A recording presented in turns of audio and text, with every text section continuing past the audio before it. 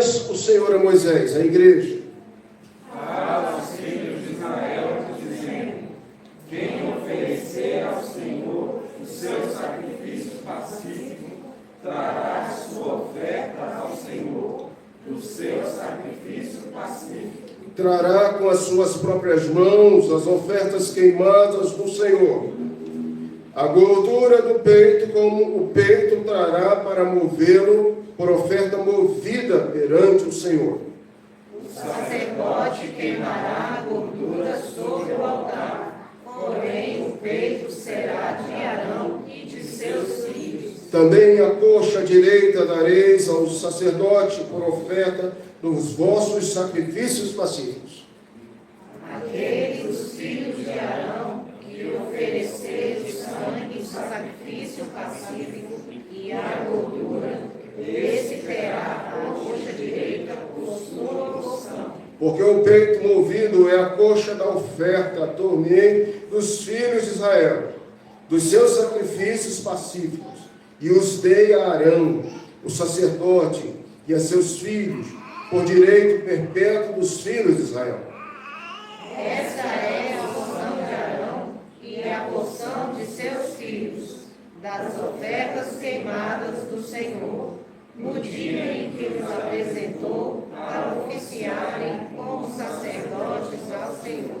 O qual o Senhor ordenou que se lhe desse dentre os filhos de Israel, no dia em que os ungiu, estatuto perpétuo é pelas suas gerações.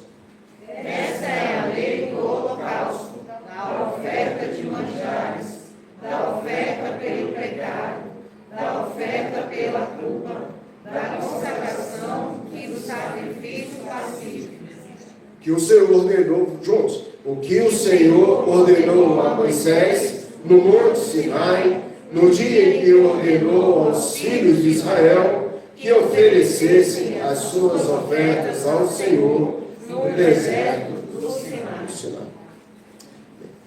Vamos fechando o bloco do capítulo 1 ao capítulo de número 7.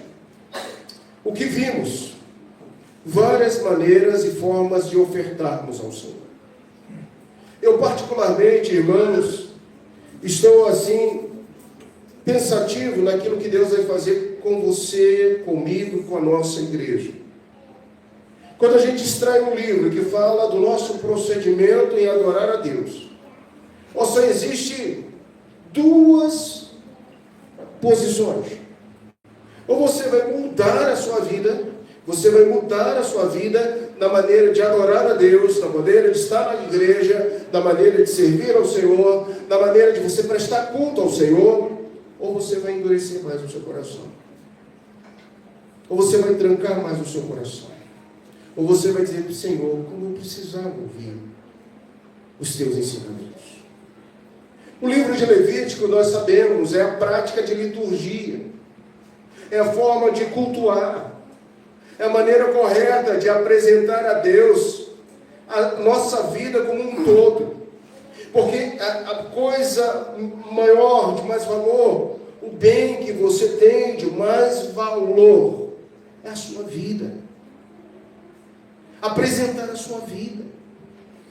Quando nós lemos o texto de Levítico, eu tenho que olhar para Cristo. Eu tenho que olhar para aquilo que Cristo fez. O que Cristo fez por nós.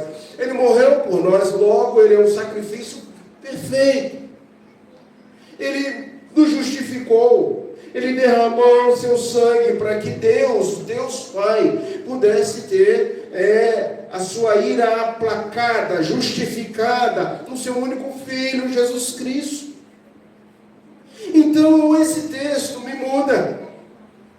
Ou esse texto me faz abrir a minha percepção de adorador, daquele que vem à casa do Senhor buscá-lo, daquele que vem prestar um serviço a Ele. Ou eu simplesmente vou ficar com meu coração mais endurecido. E possivelmente eu vou até deixar de vir à igreja. Eu não digo deixar de ser crente, deixar de ser salvo, porque isso é atributo meritório de Deus. Não é nada disso. Mas você vai ficar um camarada mais descrente. de algumas coisas. Eu não sei aonde esse livro vai nos levar, mas eu sei que já acabamos as ofertas. Hoje se coloca um ponto final toda a prática de ofertas. Primeiro, oferta de holocausto. Eu venho, Senhor, sacrificar, eu venho adorar, eu estou puxando o meu boi sem defeito, a minha ovelha sem defeito, eu venho, Senhor, no teu altar, e lá na porta o homem se apresenta com esse intuito. Ah, Senhor, eu venho agradecer, ofertas de manjares, grandes coisas o Senhor tem feito por mim, Deus tem me dado bênçãos incontáveis, gratidão, Senhor. Eu venho expiar os meus pecados. Eu sou um ser pecador. Eu preciso pedir perdão a Deus pelos meus pecados, ofertas pelos pecados, voluntários, involuntários. E se você colocar os seus olhos no 37, está resumido todas as ofertas aí: holocausto, manjares, pecados, culpa, consagração, sacrifícios pacíficos. A altura do campeonato e da análise e reflexão, você já sabe tudo o que significa esses sacrifícios. Se você ainda tem dúvida a respeito de algum sacrifício, você vai fazer o seguinte exercício essa semana: observe essa lista aí no 37, circula aquele que você não sabe ainda, e você vai entrar no YouTube, no canal do Reverendo Luiz André, ou no canal da igreja, e vai rever o sermão. Vai ouvir de novo esse sermão, porque você vai lembrar o que significa essas ofertas. Ok? Mas o meu assunto nessa noite é o último. É abordar que os sacerdotes e os seus filhos levitas recebeu porções especiais de Deus. Irmãos, quem se dedica na obra do Senhor? Abra bem o seu ouvido, sua mente, seu coração. Preste atenção no que eu vou falar agora. Porque eu sou testemunho dessa afirmação desse texto. Quem se dedica na obra do Senhor tem a promessa de Deus para a sua manutenção. Tem a promessa de Deus para a sua manutenção. Eu poderia ficar focado somente no ministério sacerdotal e na família dos pastores, dos missionários, dos evangelistas, dos pregadores da palavra de Deus, mas eu não vou ficar focado somente no ministério sacerdotal. Mas eu quero focar nessa noite e ampliar para a vida de você, meu amado irmão, minha amada ovelha, que serve na casa do Senhor. Eu quero te perguntar, e você responda para você mesmo: como está a manutenção da sua vida? Como está a manutenção do seu lar? Como você tem sido um dispenseiro na casa do Senhor, um mordomo na casa do Senhor? Porque se você dedica a obra do Senhor, enquanto você dorme, o Senhor te dá. Ou você hoje entende isso? Entenda isso. Ou você vai passar 40 anos como o povo passou no deserto, sem entender que tudo é de Deus, que tudo vem dele, e que é por meio dele todas as coisas, e que nós somos meros, faltando água, meros espectadores. Eu não posso ser mero espectador daquilo que Deus está me confiando. Como está a tua manutenção?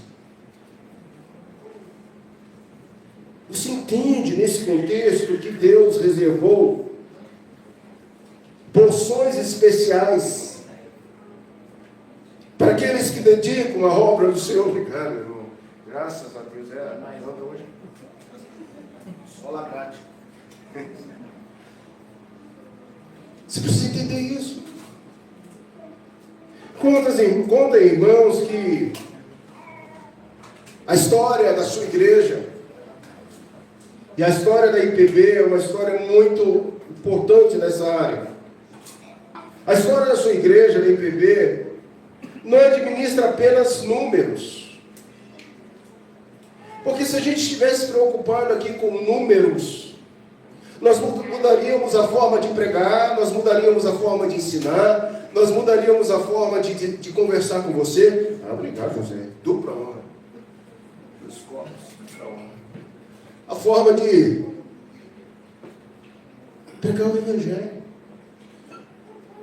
A IPB não está preocupada apenas com números. É algo maravilhoso quando a gente percebe que a igreja vai crescendo numericamente. Mas dá licença, deixa eu falar algo para você. Eu estou preocupado com a sua vida, com a qualidade de ensino que você está recebendo e com aquilo que você... Não adianta eu colocar aqui 2.000, 3.000 membros sem qualidade. O conselho da IPB não administra apenas números, mas princípios bíblicos. É por isso que a gente fala, exorta, os professores ensinam, os pregadores pregam, recordamos veículos importantes dos nossos símbolos de fé. E agora quem não está sendo impactado com os ensinamentos de Calvino, a junta diaconal, não cuida apenas de contas, mas da fidelidade da igreja ao sustento da obra. Quando a junta diaconal fala a respeito dos dízimos, das ofertas, pede os irmãos para ofertarem alimentos, a junta não está, além do mais, recordando a todos nós da fidelidade e da coparticipação no sustento da obra. Assim, há a necessidade de compreender que a manutenção ministerial é parte da espiritualidade reformada em que todos participam cumprindo a palavra do Senhor. Portanto, eu quero dizer algo para você nesse momento, queridos. É realmente uma bênção, é realmente um privilégio a manutenção da obra, da casa do Senhor. E conectado a essa afirmativa desse contexto, é realmente um direito reservado para aqueles que vivem da obra do Senhor. E como nós sabemos, todos nós vivemos, todos nós movemos para a obra do Senhor.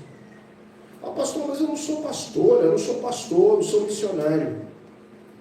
Mas o Senhor te convidou a ir, fazer, ensinar, pregar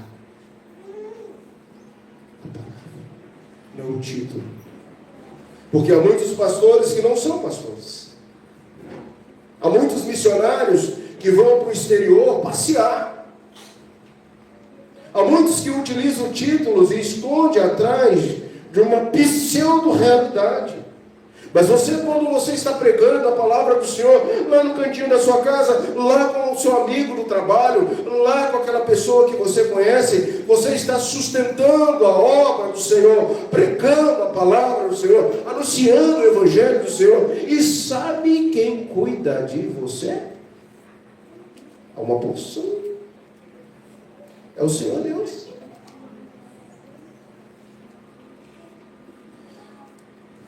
No domingo passado, o tema foi: a essência é do Senhor e não do ser humano. E vimos que a gordura e sangue não poderia ser comido nunca. Porque, em primeiro lugar, quem comisse a gordura seria eliminado, e quem consumisse o sangue seria também eliminado. E estudamos tudo isso, e vimos tudo isso, e aprofundamos na análise da gordura, que é essencial, e o essencial pertence a Deus. Vimos a questão do sangue. O sangue agora, Jesus até falou o contrário: aquele que não beber do meu sangue não tem parte comigo. A gente viu tudo isso. Mas hoje, Moisés continua falando aos israelitas a respeito de suas responsabilidades para com os sacerdotes. Moisés então dirige ao povo, dizendo assim: ao adorador de verdade deve trazer com suas próprias mãos suas ofertas pacíficas e apresentá-las aos sacerdotes, e eles decididamente identificam essa oferta com o ofertante. O adorador também deve entender que, embora a gordura seja do Senhor, agora tem um detalhe importante nesse contexto, que é a coxa direita e o peito. O que fazer com essa carne? Isso é explícito para que não haja disputa sobre a quem pertenceria quando o adorador se colocasse na presença de Deus. Eu venho ao Pai, ó Deus, te adorar, trago a minha oferta, trago aqui o meu sacrifício. Coxa direita e o peito era do sacerdote, e ninguém ia brigar, porque era um estatuto eterno. Enquanto a lei de Moisés mostrava a Israel essas partes e deliberava sobre o sustento do sacerdote e dos levitas, desde o dia da ordenação de Arão até hoje, este é o direito exclusivo do sacerdote. Mas, irmãos, eu quero pensar de forma mais ampla aos ministérios que todos nós desenvolvemos, um tema sobre, no verso 35, a porção de Arão e seus filhos.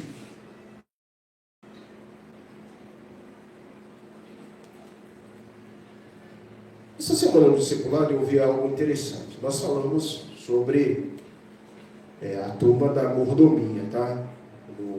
A turma avançada já passou por isso há muito tempo, e a turma novata não viu ainda. Mas nós estudamos sobre a mordomia. Esse é um assunto que bate na gente.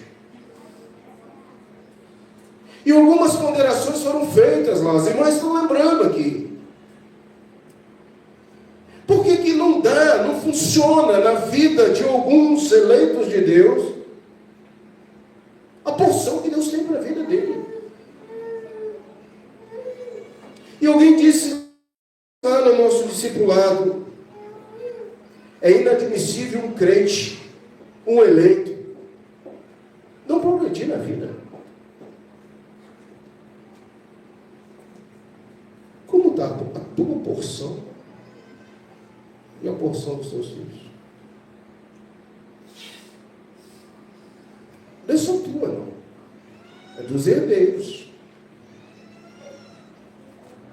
Como está, meus amados irmãos, em relação a esse nosso viver na administração dos bens que são do Senhor, daquilo que o Senhor Deus tem nos colocado nas nossas mãos? Porque o contexto histórico aqui, você sabe, a tribo de Levi e os sacerdotes não tinham herança. Deus enchia de ouro, de riqueza, de bens as outras tribos. É essa tribo que veio à sua mente aí: Benjamim, Levi, Zebulon.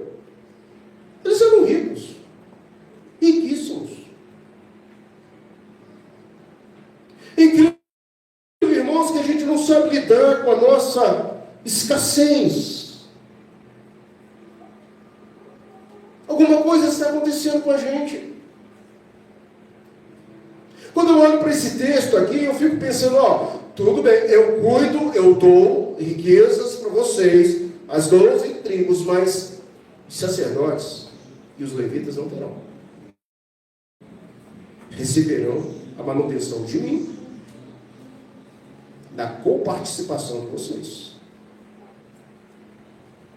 Irmãos, vai atualizando, tá? Vai atualizando esse texto, vai pensando, por que às vezes eu tenho o meu cartão, estudando tudo isso, meu cartão de crédito está estourado, meu nome está sujo, por que eu tenho dívidas e mais dívidas?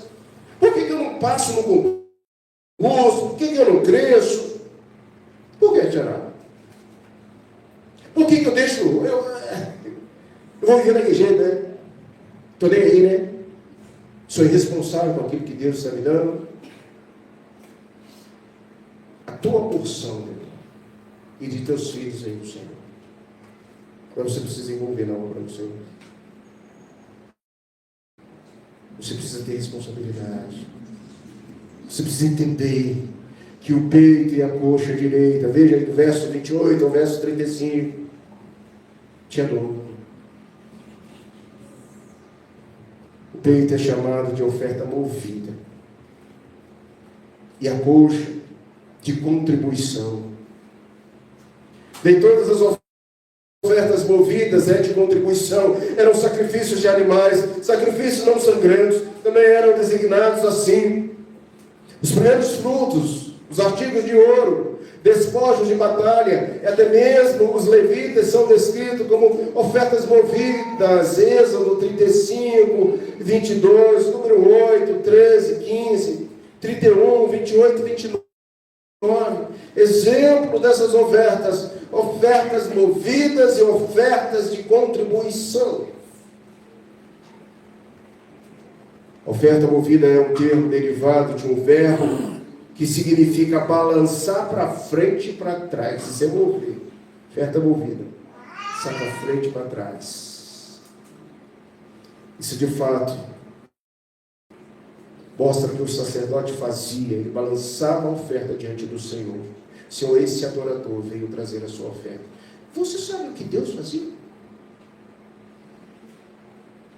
Deus não é um homem para que minta. Deus derramava. Povo rico. Povo próspero. Povo que entendeu isso.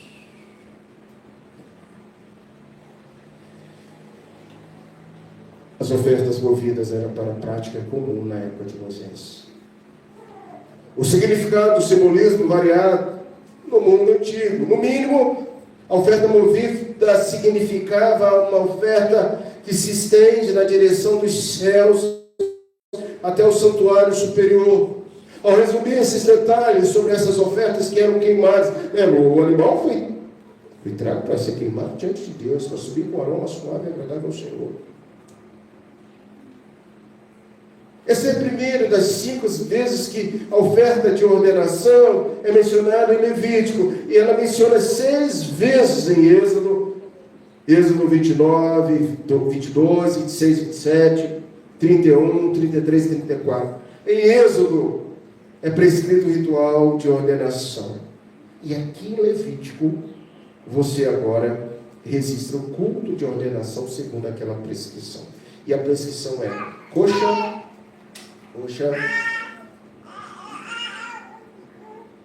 e peito pertencem ao sacerdote e aos seus filhos. Vocês não comerão. É a porção deles. Irmãos, às vezes você se desgasta na obra do Senhor, você fica pensando que você não tem prosperidade, não tem riquezas, e tudo isso é subjetivo mesmo.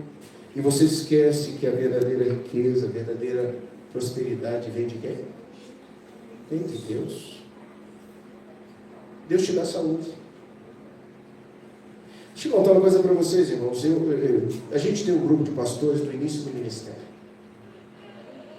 Vão aí mais de 30 e poucos anos.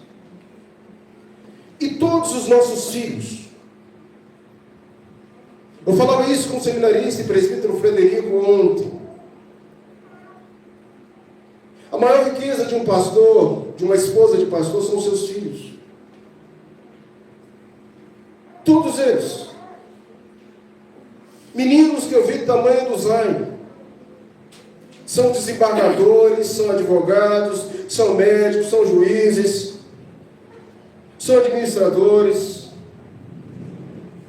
Agora veja a vida de nós, os pais e as esposas.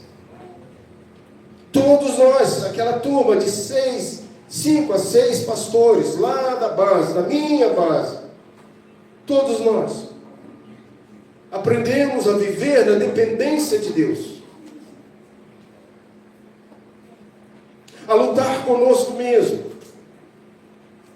a acreditar que o nosso sustento vem do Senhor. E é isso que eu quero dizer para você nessa noite. Se envolva na obra, se gaste na obra, se doe na obra, pregue a palavra, anuncie a palavra, porque a tua porção vem do Senhor. Amém? Amém. Você crê nisso?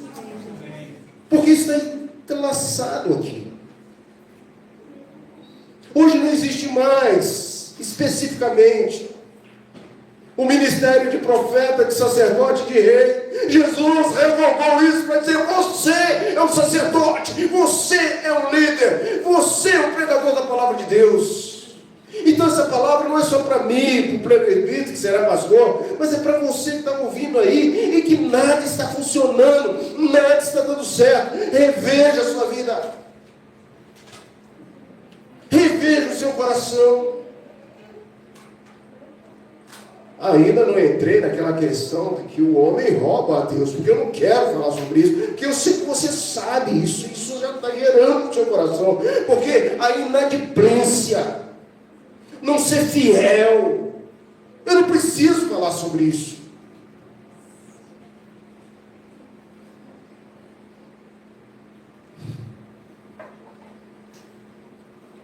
Meus queridos, a gente vai aprendendo com o livro santo. Você tem dúvida disso que eu estou falando? Leia aí, 36 a 38. E grife a palavra assim, perpétuo, entre as suas gerações.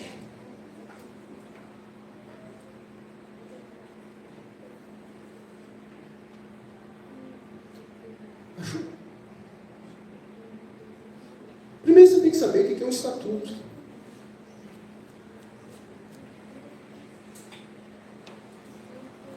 Procedimentos. E esse estatuto foi Deus que deu. Se Deus está falando assim: traga a sua oferta e dê a coxa e o peito para o sacerdote, para aquele que dedica na obra, porque aquele não tem herança, eu não vou dar dinheiro para os sacerdotes, eu vou dar a minha garantia, eu vou abençoá-lo.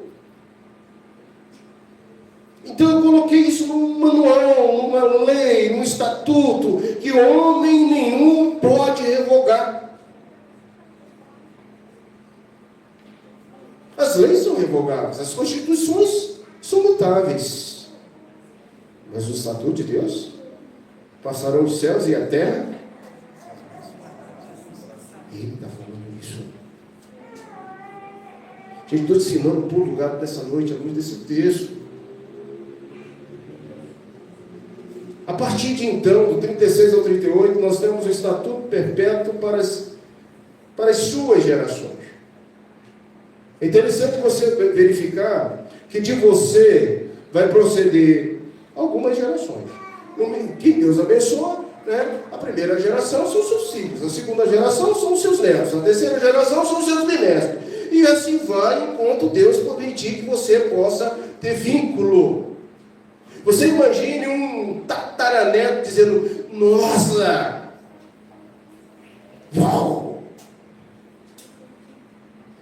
eu tenho raiz. E Deus abençoe, meus irmãos.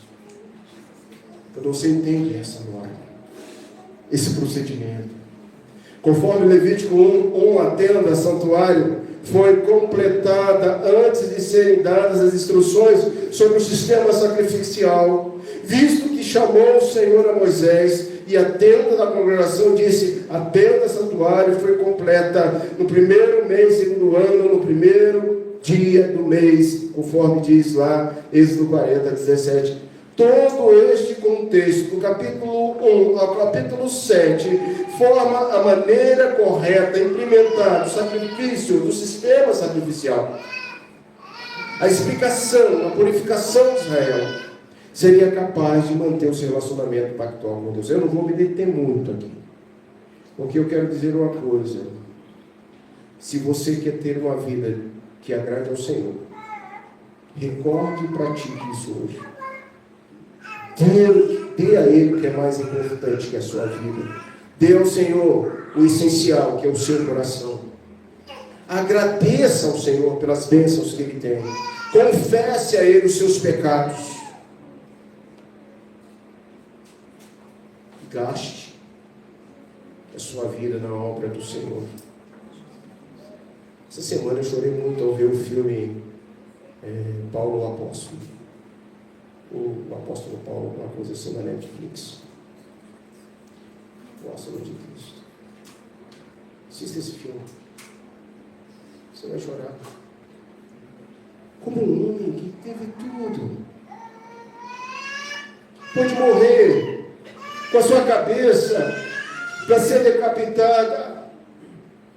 Mas antes ele ensinou 2 anos a palavra de Deus. Ele levou autoridades aos pés do Senhor. Ele falava assim: eu não tenho e não quero te convencer. E é isso mesmo. Nós não temos o mérito de convencer ninguém. Ouvimos isso hoje, aprendemos isso hoje. Quem convence é o Espírito Santo. Se você brincar com Deus, o Espírito Santo é muito mais forte. Ele vai ser aquele trem que vai te atropelar e vai dizer: hoje, renda-se ao Senhor, hoje. É Ele que faz a obra. Não é o meu convencimento, não é o teu convencimento. Você vai lutar contra Deus até quando? Até quando? Porque, meus irmãos queridos, esse processo na vida do cristão está na base da santificação. E no homem todo, porém imperfeita nessa vida, ainda subsiste em todas as partes deles o resto da corrupção. E daí nasce a guerra contínua e irreconciliável, a carne lutando contra o espírito e o espírito contra a carne. Confissão de Fé de Westminster, capítulo 8, 2, processo de santificação. Então você observa que há uma tensão. Tessalonicenses 5, 23 diz: o mesmo Deus da paz o santifica em tudo, que vosso espírito e alma e corpo sejam conservados íntegro, irrepreensíveis na vinda de nosso Senhor Jesus Cristo. Gálatas 5, 17: porque a carne milita contra o espírito contra a carne, porque são opostos entre si, para que não façais o que porventura seja do seu vosso querer. Bom, vamos organizando esse contexto e aplicando a nossa vida. O que esse texto está falando? Abra a cabeça, entenda, por favor. Está falando que os sacerdotes, seus levitas, não teriam parte da herança comum, mas que o sustento viria de Deus. Isso é fato do texto literal. Agora, ampliando, já que nós todos somos sacerdotes, profetas e reis, Jesus disse isso cabe a você também. Dedicação total na obra do Senhor, para que você possa receber a herança de Deus, a bênção de Deus. Acho que isso é tão simples a gente entender. Agora, outra coisa que a gente conecta aqui é que é uma luta entre a carne e o Espírito. Entre o Espírito e a carne. Mas e se? Eu tive um presbítero que ele sempre fazia uma observação. A gente discutia a matéria, pensava em como resolver. Aí no final de tudo, quando estava tudo pronto, ele vinha: e se? Pronto. Era o presbítero do se. Uma adversativa. O presbítero Fred gosta muito dessa palavra adversativa. Mas, porém, se.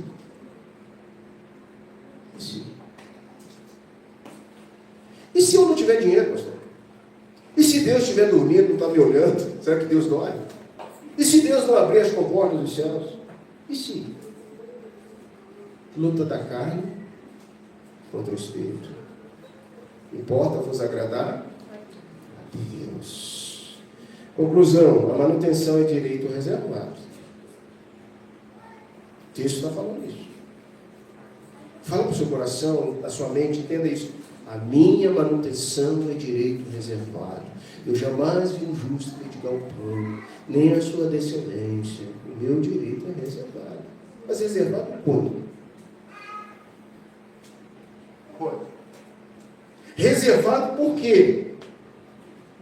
Reservado como porção a Arão e seus filhos. Você exerce o ministério que o Senhor Jesus deixou para você. Então, se sim, esse é o primeiro requisito. Saia daqui com o seu coração aquecido, falar dele, de Cristo. Saia daqui com o seu coração cheio de vontade de ter comunhão com Deus em oração. Saia daqui com o seu coração voltado para um estado pecaminoso. Eu sou um pecador, eu tenho pecado na minha vida, eu preciso consertar a minha vida, eu preciso pedir perdão a Deus. Saia daqui com vontade de ser filho de Deus, que tenha intimidade. Hoje o professor Romário estava falando lá, lembrando que conhecer a Deus não é iada, vai além de iada. Você conhece Deus só de ouvir falar. Você conhece Deus pela teoria, mas os seus olhos já viram Deus. Hoje Ele te chama para essa intimidade com Ele. A coxa e o peito têm donos. E vocês são donos do melhor sacrifício. Nossa, que palavra agora, hein? Eu tenho o direito reservado. E isso não é doutrina da prosperidade, não, gente. Não tem nada de doutrina de prosperidade aqui. Você já ouviu isso lá fora. Você é dono por quê? Porque você se doa. Você é alguém que trabalha incessantemente na obra do Senhor. E por quê? É lei, é estatuto perpétuo, eterno, irrevogável, inviolável. Para você, só não, varão. Seus filhos, seus netos, seus bisnetos. Quanto Deus concedeu. Aplicação prática, irmãos, para a gente terminar. Levítico 7, 28 a 38. O Senhor estabelece que a manutenção do sacerdote é um direito divinamente instituído, reservado como porção legítima a Arão e seus filhos, verso 35, e peito movido e coxa direita são designativos como partes sagradas das ofertas pacíficas, constituindo provisão contínua para o sustento dos ministros do altar. Tal determinação é confirmada como estatuto perpétuo pelas gerações, revelando que Deus, ao ordenar o culto, também regulamentou o cuidado daqueles que servem. Entre outras palavras, você tem uma responsabilidade muito grande. Eu vou abrir meu coração. E a nossa responsabilidade hoje, irmãos, é o novo templo. Você tem que orar pela construção daquele templo ali. Mas você tem que buscar recursos, você tem que participar, você tem que doar, você tem que ver, Senhor, Tu és bom, Tu está me dando recursos, dinheiro, prosperidade, e a Tua casa, Senhor. Irmão, você não pode colocar o coração simplesmente nos bens que Deus está te dando. E talvez você está pensando, eu estou com a minha vida mais enrolada do que... Não vou falar que você já pensou aí. É isso que você pensou mesmo, não precisa nem falar. Desenrola, meu irmão. Desenrola. Porque 3 aplicações práticas para IPP são vistas. Primeiro, o sustento ministerial é ordenança divina, não é mera conveniência administrativa. A provisão dos sacerdotes não era opcional, mas parte integrante da legislação cultural. O direito à manutenção estava fundamentado na própria aliança e o sistema sacrificial estabelecido por Deus. Nossa igreja deve compreender que o sustento pastoral, o sustento dos missionários, dos evangelistas, é um favor concedido, não só a eles. Porque quando você dizima ao Senhor, quando você oferta, Deus está derramando chuvas copiosas sobre a sua vida. É dele, tudo é dele. Você só está administrando. Ele te deixa com 90%, para você fazer o que você quiser.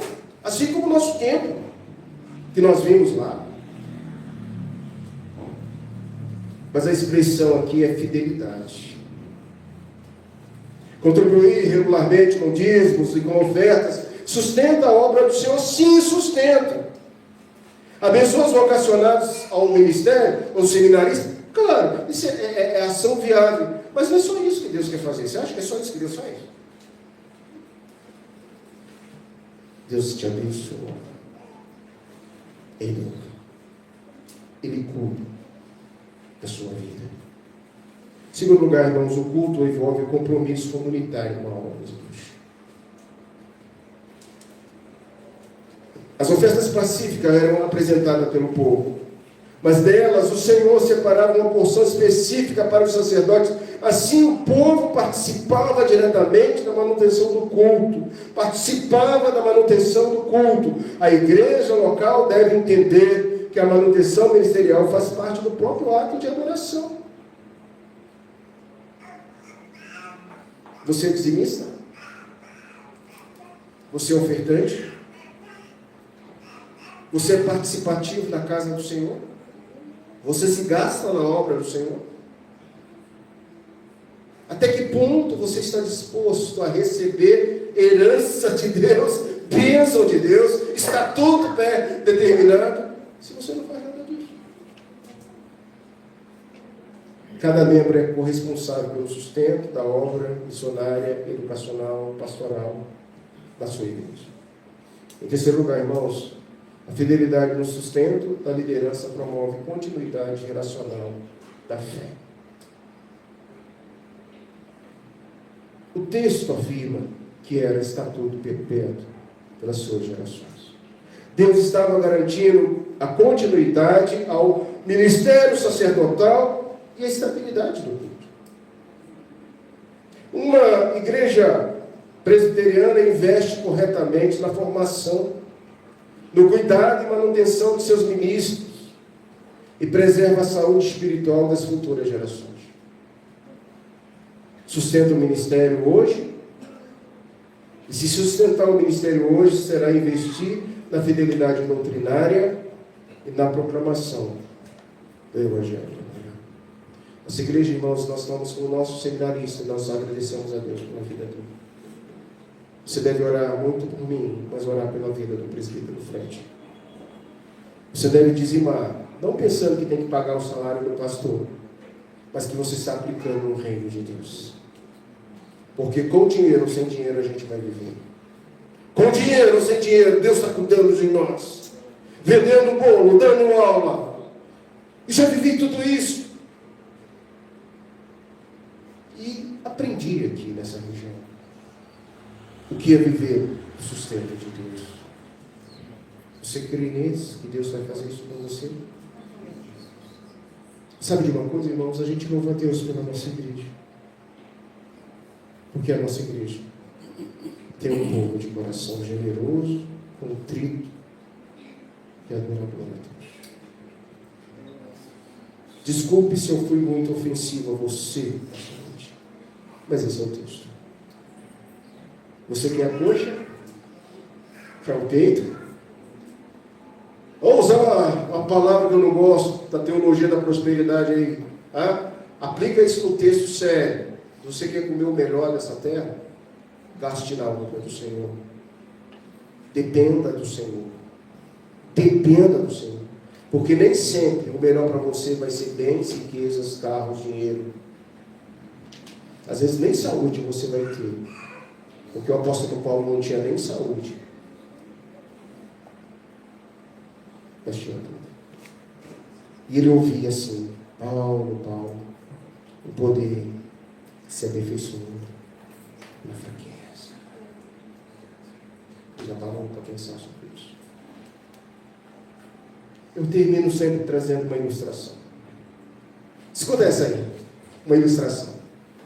O seminário que a igreja esqueceu.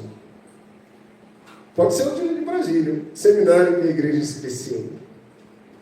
Em uma região presbiteriana havia um jovem vocacionado ao ministério. Ele era piedoso, estudioso, desejava servir a igreja com fidelidade às Escrituras e aos símbolos de fé. Foi recomendado pelo conselho, examinado pelo presbitério e enviado ao seminário. Nos primeiros anos, a igreja local contribuiu com alegria para a sua formação. Mas com o tempo, tudo com o tempo, né? Com o tempo, alguns começaram a questionar: por que investir tanto nisso? Não é responsabilidade do presbitério? Temos outras prioridades. As ofertas diminuíram, o seminarista precisou trabalhar excessivamente e seus estudos foram prejudicados. E a igreja começou a sentir a falta de liderança bem preparada. Anos depois, perceberam algo importante. Quando deixaram de investir na formação e no sustento dos ministros, estavam enfraquecendo o futuro da própria igreja. Aplicação para a nossa vida em Levítico 7, 36 a 38. O Senhor estabelece o sustento sacerdotal como estatuto perpétuo pelas suas gerações. Deus estava garantindo continuidade ministerial. Na IPB, isso se reflete em 3 áreas. Primeiro, sustento pastoral digno. Investimento na formação teológica fiel. Apoio missionário e plantação de igrejas. Quando a igreja contribui com consciência bíblica, ela não está apenas mantendo a estrutura. Ela está preservando a sucessão fiel da palavra. Das gerações dos Arturs, das gerações de Rafas, das gerações de Isaías. Você parou para pensar nisso? E eu estou passando. Eu estou indo. E o que será dos seus filhos, dos seus netos e da igreja se você não participar? Assim como o sacerdote precisava ser sustentado para que o culto permanecesse vivo, a IPB precisa investir em seus ministros para que a pregação reformada continue sólida e firme. Eu quero que você ore por todos nós agora. Ore por cada pessoa que está aqui nesse culto. Olha, se Deus permitir que você ouvisse esse culto, participasse e adorasse a Deus nesse culto, é porque Ele queria falar com você nessa área. Deus quer transformar o seu coração. Deus quer fazer algo novo, surpreendente na sua vida. Como eu falava essa semana com o irmão, com a irmã, basta uma ideia. Basta uma ideia.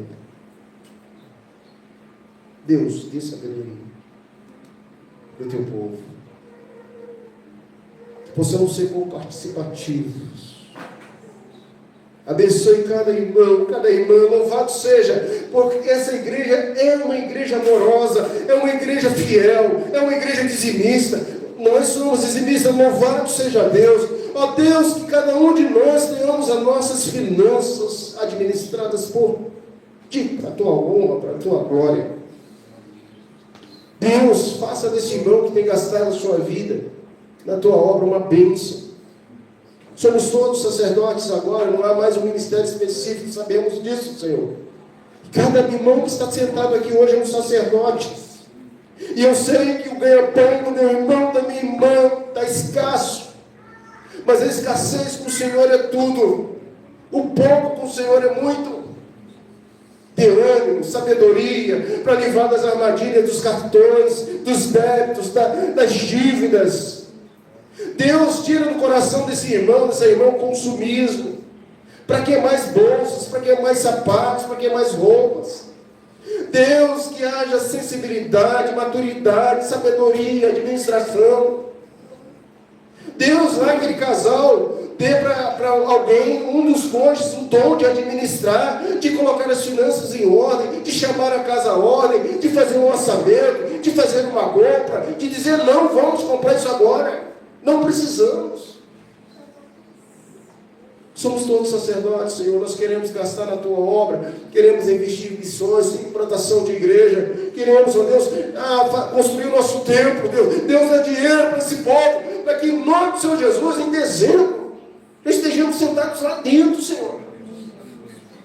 Então, até quando vão ficar nesse apertadinho, Deus, com o templo já construído? Dê fé, dê ânimo, dê distribuição para trabalhar. Nos dê recursos mesmo, Senhor, que nós vamos investir na Tua obra, passa tudo para a Tua casa. Nós não precisamos de muito, nós precisamos só de sustento. Obrigado, Senhor, porque podemos aprender com a Tua palavra. Em nome de Jesus. Vamos louvar, meus irmãos, vamos cantar, vamos adorar. Orar ao Senhor. Se não fosse esse texto, não pregaria dessa forma, não, mas o texto me faz pregar.